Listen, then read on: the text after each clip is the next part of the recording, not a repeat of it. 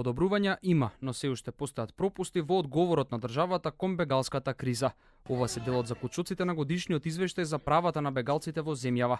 Според извештајот, човековите права се уште се прекршуваат, а присутна е употребата на прекумерна сила од полициските службеници. Грубо прекршување на човековите права, прекумерна физичка сила на кој што бевме лично ние сведоци, претрпени трауми и од друга страна едноставно неовозможување на услови да бегалците и мигрантите можат достоинствено да престојуваат во нашата земја.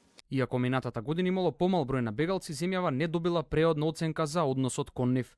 Како најголем проблем, експертите го наведуваат присуството на говорот на омраза во јавноста и ксенофобијата, особено во периодот пред локалните избори. Во предизборниот и во изборниот период, каде што, како што спомнав ранија, се представуваше една црна кампања околу бегалците, една ксенофобична кампања, исполнета со говор на омраза, која што имаше единствено за цел да предизвика омраза и нетолеранција кон бегалците и мигрантите кои што транзитираат низ Република Македонија. Тука е непотребно да се спомне дека најголем дел од бегалците кои што транзитираат низ Република Македонија не им беше крајната цел да останат во Република Македонија.